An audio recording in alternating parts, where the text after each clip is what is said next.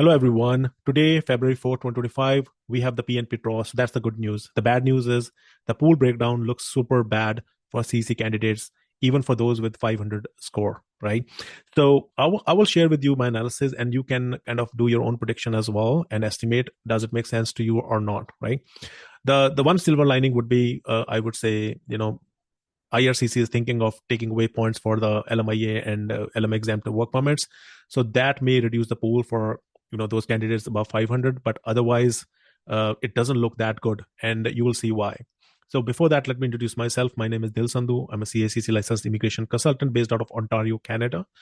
And here's the disclaimer. This is only for information purposes and should not be construed as any legal advice. If you want one, you can always go to the website and book a consultation with me or any other immigration practitioner, such as a lawyer or other RCIC.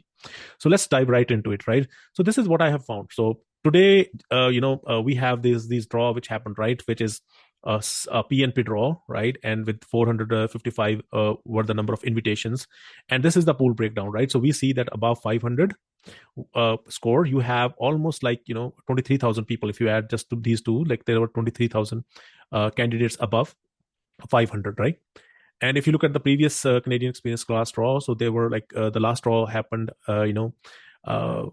the number of invitations were 4,000, which was pretty meaningful, but the CS score was still high, 527.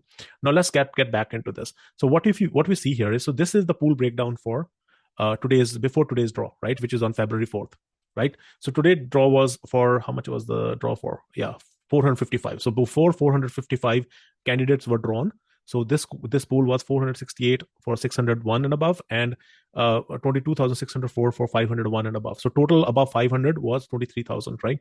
And previously, from previous draw, before the previous draw, the pool was above 500 score. There were 24,201 people. And then we know that, the CEC draw happened for 4,000 people. And then just let's remove that, right? So then the pool was left with 20,201 people above 500 score, right? Now, if this was the score after the previous draw, and this is the number of candidates which were there after the previous draw, and this is the number of candidates before this draw, if you subtract them, it comes to 2,871, right? So this is the number of people or candidates got added in not 15 days, I think it's 12 days, right? So just let's make it correct. Let's correct that. So it's 12 days only, right? So just in 12 days, you have almost 2,871 people got added, right? So if you see here, look, so 7 days, basically 8 days for January month, and so it's 12, right? So if you divide 2,871 by 12, so you get 191. So it means 191 candidates are getting added above 500 into the pool, right? So if this is the number of candidates getting added, so, and let's say if and 90% of these are, let's say, CEC, right? For example, right? So let's just do that. Let's do the math.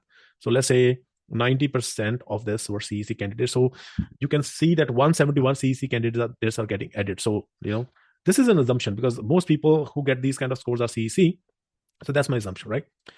And if I multiply by 30 days, just to have like a ballpark, so we know that's around 5,000 people, 5,000 CEC candidates are getting every month. Now the question is, in order for this pool to reduce even slightly, the draw must be about 5,000 in a month. If the draws happened about 5,000, you have a chance that the pool will reduce a little bit. But if the draw size for any single month is 5,000 or less, then the chances of getting the score below 527 is very, very less, right? Now let's imagine that the draw. Let's be optimistic. Let's say the draw happened for let's say 8,000, for example, right? So let's assume there's 8,000 draw.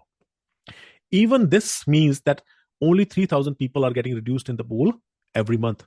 Now, if I divide 23,072 divided by 3,000 people getting reduced every month, it will take around 8 months, right? Even in this optimistic scenario, I do not know what is the actual draw size, right?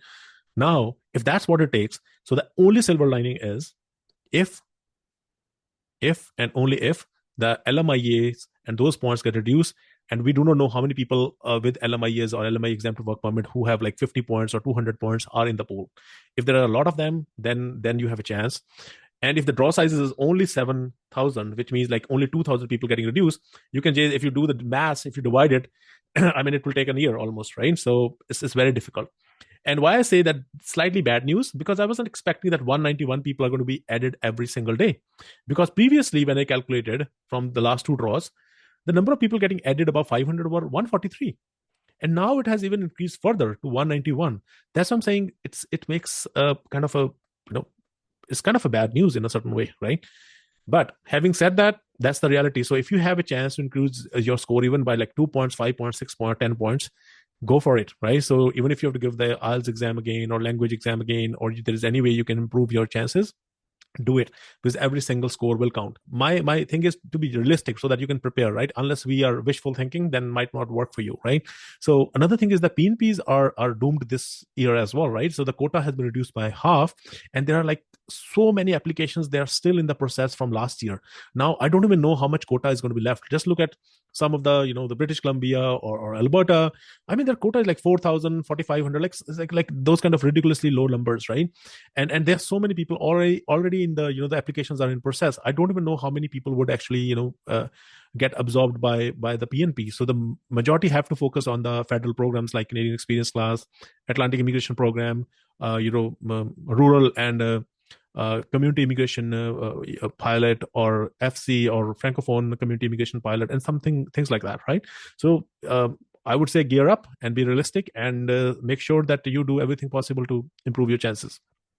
So if you haven't subscribed yet, so I would say please subscribe to the channel, like, share, so that I keep up coming. I feel motivated to keep up, the news and analysis, and share the tips and tricks related to PR, all the different PR pathways as well. Thank you so much for watching.